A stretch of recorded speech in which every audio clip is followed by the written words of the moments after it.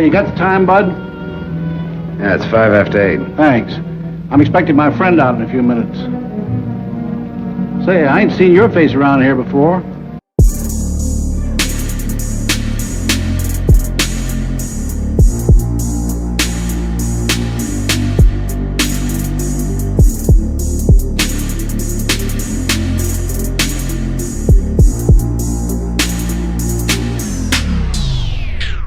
If you love listening to this show, please consider giving a rating and a review on Amazon Alexa or wherever you listen. We want to continue bringing you this amazing content, and part of our ability to do that means that we need a big audience. Now, it may not seem like much, but rating and reviewing the show will help more people find us, just like how you found this show. Simply on any podcast platform, search for a show, scroll down to the bottom, and push 5 stars. It's that easy. Thanks for supporting the show.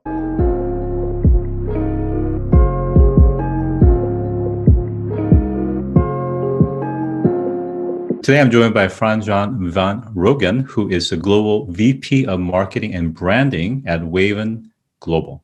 Welcome to the show today. Thank you. So before your current role, you spent about 15 years at Unilever. I wonder if you could share a little bit more about your experience and how that prepared you for the current role that you have today. Yeah, it's interesting. Unilever is, of course, a well-known phenomena in the world. Many well-known consumer brands, Ben & Jerry's, Lipton, Dove, Axe, all kinds of areas. I've been primarily working in the food arena, and in that sense, have had a lovely ride. I've been able and allowed to work 7 years abroad, so in international jobs. And in many ways, Unilever was a warm family to be part of. I think recently, obviously, a lot of attention paid to Unilever about their sustainability initiatives with Paul Polman, really driving a very completely different story about how corporates are acting in the world and how they are taking their responsibility. So it was a very beautiful period. And how it prepared me for our current job, well, in many ways, fast-moving consumer goods is sort of propelling some of the marketing technologies and branding elements into the B2B world, where I'm now. So business to business and business to consumer, which is also where we are heading, and the background that I had at Unilever was a very helpful background in many ways. Fantastic. And we'll come back to the B2C a little bit. But I think, it's interesting because while Unilever, of course, is quite focused on consumer, this notion of fast-moving products is still applicable because of the volume of products that you guys are dealing with here as well. Yeah. Can you talk a little bit about Wavin Global in terms of, as a Dutch company, it's a very large organization that manufactures and supplies plastic pipe systems and solutions, specifically within clean water industry. Yeah, that's correct. Started about 60 years ago. It was indeed an invention made by an engineer in the Netherlands who saw a huge problem with corroding steel, metal, water pipes, and then started experimenting in his kitchen, a bit like a Steve Jobs. And he came up with an extrusion water pressure pipe for infrastructure under the ground, basically. And that propelled the company into where it's now. We are present we're part of a global empire called Orbia. It's a Mexican company, stock listed. We are present in 35 countries. And we have a significant footprint, especially in Europe and Latin America. And we are fast expanding at the moment in Indonesia, China, India, and APEC. So that's our footprint. Yeah. Yeah, I think, whether, I know you guys are focused more on the waste and the water side, but even in the oil and gas industry, the corrosion and some of the issues around particularly the joints and the angle is highly problematic. And certainly, just this notion of really servicing properly. Specific to the areas that you guys are in terms of water and sanitation, how does that translate into sustainability and some of the implications around climate change? Well, the thing is, if you look at our world, take an example, Latin America, every day, 46 billion liters of water is leaking away and is not reaching the tap. That's a horrendous number. And if you start to take a story like how we treat water in cities, where there is significant heat stress and drought and flooding, and how we then should really revisit the paradigm of how we treat rainwater. Rainwater is at the moment, it comes from the sky, obviously, it falls down and it gets treated and it gets sort of transported away. But we need to change the paradigm. We need to keep the rainwater and reuse it. And that is really the way forward. So in many ways, leakages of tap water, which is water that's been treated by water treatment plants, is not reaching the drinking water installations in our homes. And at the same time, we have a massive challenge in terms of how to keep the water and especially the rainwater treatment. Yeah.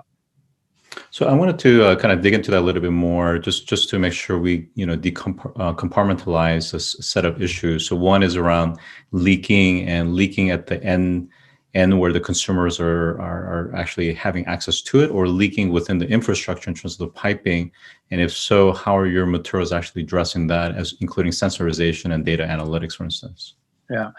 If you look at the first part around the leakage, obviously what needs to happen is, and that is already happening with some of the pilots we're involved in at Wavin, is that we are looking at how IoT can help us monitor where it actually is. Because you can imagine, if you look at the piping infrastructure under the ground, we are talking about hundreds of kilometers of pipes underneath a city. There's literally a city underneath a city. And you can imagine, if you are better able to detect where leakage is, then you're much better able to obviously fix the problem. And that is something where we are investing a lot of time and effort in IoT related technologies. And when it comes to rainwater treatment, similar story. We have examples where we are working with large building operators, and we're talking about shopping malls, we're talking about large office buildings, where a system is being deployed called Storm Harvester, whereby we basically capture the rainwater, we keep it, we buffer it when it's dry, and we use it for things like treating plants or flushing the toilets, and all those kind of applications, which just make a much more sensible use of water around cities, which is where we need to go. So on the rainwater capture, and that's a huge issue in places like India, for instance, how are your systems able to do it in either a mechanical or electronic fashion, so that you're not having to have maintenance or service workers having to be involved in these different states of use? Yeah, it's funny, but the big driver of creating a market for us to operate it actually is legislation.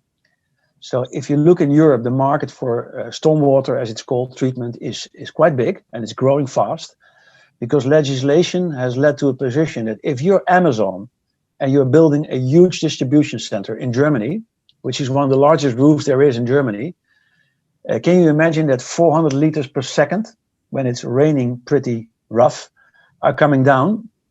And you need to treat the rainwater. You need to obviously guard it off the roof, because otherwise the roof collapses. You need to buffer it under the ground and then release it back to either groundwater or reuse it. That legislation is currently not in place in places like India and not even Latin America. So that is a key prerequisite where we are obviously trying to influence some of the people who make legislation to get down this track. Because in Europe, the legislation is very simple. If you have a lot of rainwater that you want to treat, you have to look at it after it yourself at your own premises. That's the bottom line. And so you have no idea how much legislation is involved, and then it becomes to people who specify systems and actually design systems. So that's a critical area where we are trying to obviously guide government, municipalities, and many other bodies to get the legislation in place, because otherwise private investment, yes, it plays a role if you look at airports and hotels and all those kind of things. But the big area, the public space, that needs to be driven by people who are in government-related jobs. Well, I think that's an excellent point, because of the fact that you guys are dealing in such volume and you guys are a market leader in this category. It really requires regulatory legislation to actually allow for this. So in many ways, it's a form of a sales activity, right? Because the legislation that mandates certain infrastructure and systems to be in place, which of course you guys are supporting.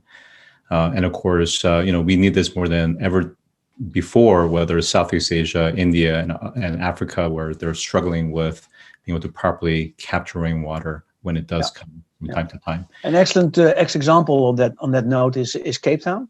You probably recall from articles in the press that Cape Town was approaching what is called day zero, basically absence of drinking water. And we have technology which allows us at Wavin to basically renew a water mains from within the current existing pipe. It's called a compact pipe. It's a sort of folded pipe like this. And it actually, when you put steam on it, actually gets its original position because plastic has a memory. And in that sense, we are basically able to renew water pipes for kilometers in the center of Cape Town without having to dig up the ground. So we have been able to contribute in many ways to sort of solving the drinking water problem. And we're doing similar things in Bogota, in Colombia. So that is a technology that we with Wavin have at our disposal, and we're rolling it out in the world. We are now going into Peru, we're going to Mexico, because some of these problems over there related to water are just massive, and there are huge challenges from a technology point of view. Yeah, I really appreciated you providing that example, because when we think about infrastructure, we think of them as being fairly fixed and rigid. And here you're essentially providing a dimension of versatility and ability to almost kind of like heal as well as expand its capacity to support the need. Let's talk about other innovations as well. I know recently there's been an announcement about noise reduction pipe systems to address some of the noise pollution, which I think is more probably germane in an urban setting where you have, let's say, multi-floor, high-density commercial residential buildings. How does that fit into sustainability? You may also like our quarterly Ask Perkins event that brings some of the most notable experts and category-leading startups in their area of sustainability and human survival on Earth and in space. To register, visit astroperkins.com/events.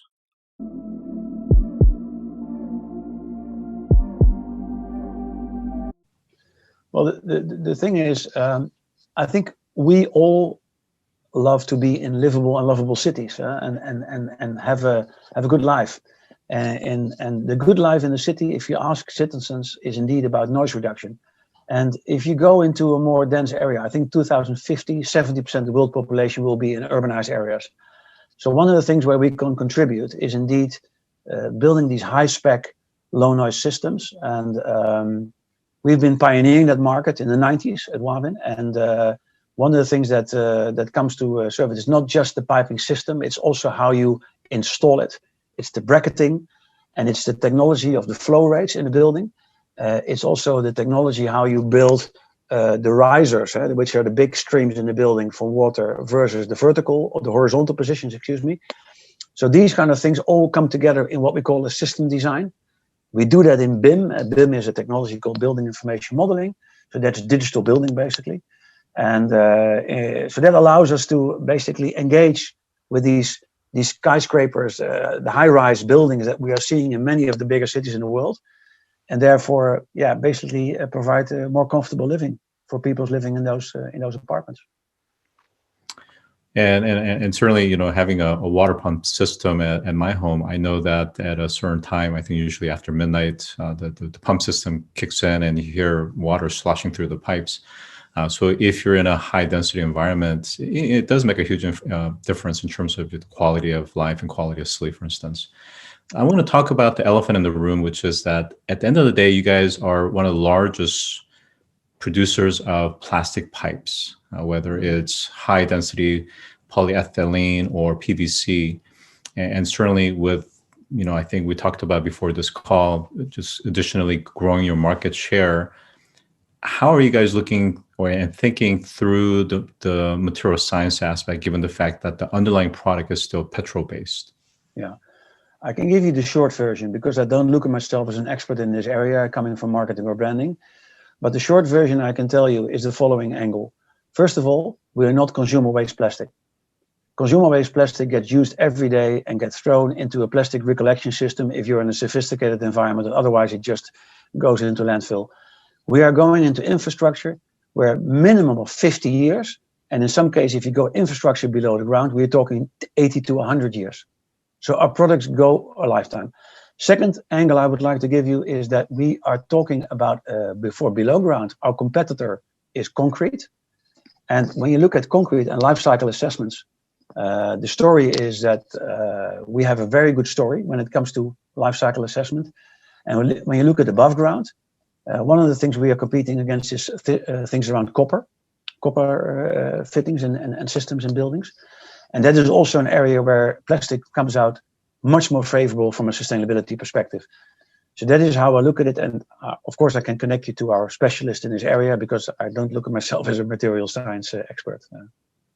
So I think the longevity and the life cycle makes a lot of sense. I think where there are opportunities, I wonder, is more on the manufacturing side. So, in particularly, the manufacturing process creates carbon. So I wonder what efforts are being made on the carbon capture and the sequestration aspects. I wouldn't be able to comment, to be honest, and I would have to guide you to a different person in our company to give you a more educated answer to this topic. So coming back to, I think we talked about early on your prior focus, which was more on the B2C and now, of course, B2B now, is this notion that sustainability has become, of course, a very important narrative for big companies, right? Whether Absolutely. You're directly to consumers or the enterprise plumbing, like we're talking about here. Yeah. And some organizations are creating sustainability officers as a different branch that doesn't necessarily fall within marketing. How do you kind of rationalize sustainability from your organization in such a way that, because when we think about marketing, it sounds more like branding and positioning versus actually, tying really into the P&L, the ESG, operation, supply chain, the value chain, and ultimately, the financial metrics. We are a firm believer that sustainability and business strategy and purpose goes hand in hand. And that is absolutely our belief. Let me give you an example. If I talk about how we deal with drinking water, how we deal with sanitation and sewer water, how we deal with making homes low carbon, and how we talk about, the stuff we talked about earlier about rainwater treatment. We don't pretend at Wavin that we can fix the climate issue in the world, but we do pretend that we can make a beautiful contribution in a little space where we are. And in that sense, that is how we view things. And therefore, there is not a conflict in our minds about how sustainability and having a company with purpose and how what we sell in terms of products and systems. For us, it's two sides of the same coin, basically. Understood. I want to go back to the IoT a little bit, in the sense that, again, some of these, let's call it fixtures, whether it's toilets or sinks, that's not something that you guys control per se, but nonetheless, you guys are the conduit by which things move, right? And in terms of some of the movements or, progress that we're seeing around sustainability in that regard as to water, recycling, and waste, is being able to identify those loss or inefficiencies sooner. So given the fact that you guys are on the more plumbing side, how are you guys detecting and monitoring those quickly to see if in fact there's loss in pressure, for example, or certain velocity changes or certain temperature changes, so that in fact the building operators and the owners are making the wisest, prudent choices, both from a cost savings, but also ultimately to save the water and to recycle better. Don't forget to visit astroperkins.com to register for our next quarterly events. Past and current speakers include Julianne Hough, actress, dancer, and winner of Dancing with the Stars; Damian Vaughn, former NFL player; Neil Gregory, Chief Thought Leadership Officer at the IFC World Bank, and many more. To register, visit astroperkins.com and click on Events.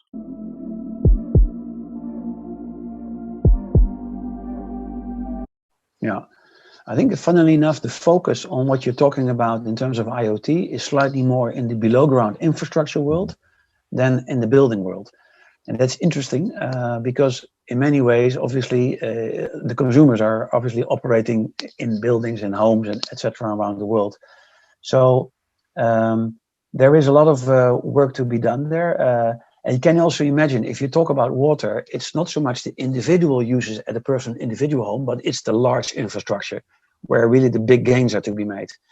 And there we see a lot of movement with basically sensoring being introduced and making sure that we monitor leakages, are able to detect at an early stage pressure loss, You're talking slightly more towards the water treatment plants, which is not an area in which we operate.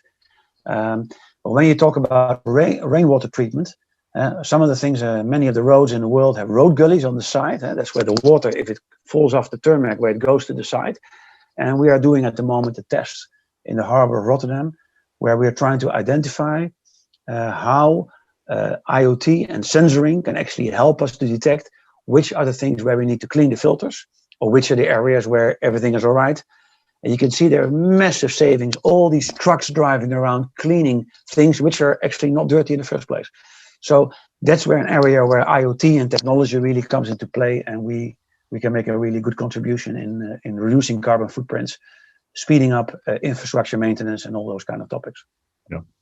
Now, I'm not sure if you guys necessarily work in more the rainwater in terms of the infrastructure that goes out to the seas and the oceans, for example. But one of the things that I'm curious to know, if you do work in that area, is aside from sensorizing, what are some of the mechanisms that we can do to filter out some of the pollutants that eventually make it into our ocean waters?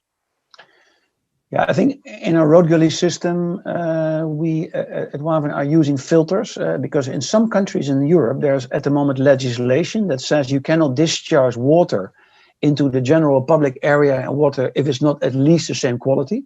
So legislation is coming in that says that you need to bring water to other surface area waters if it's at the same quality. So filtering starts to become a play.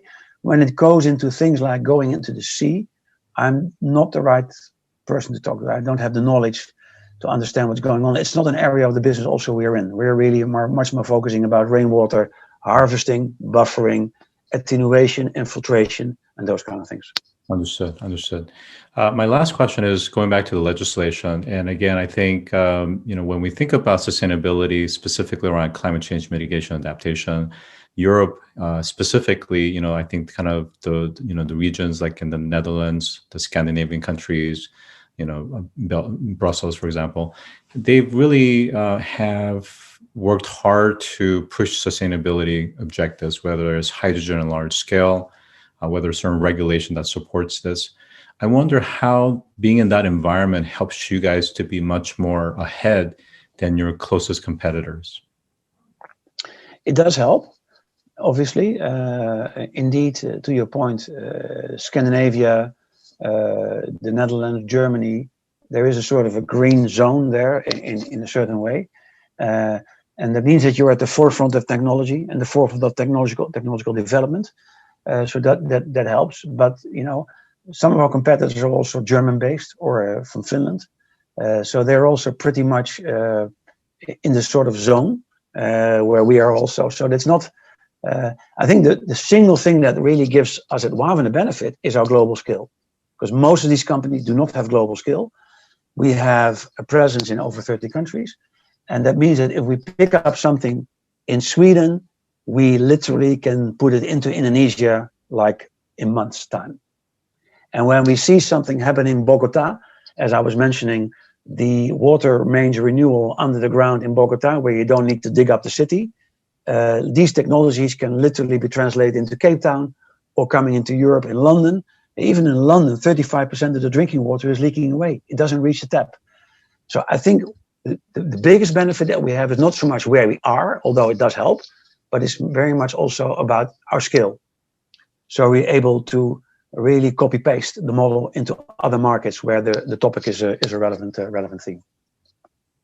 Well, I certainly hope that you guys continue to make more innovation as it pertains to not only noise pollution, but also more efforts around sustainability.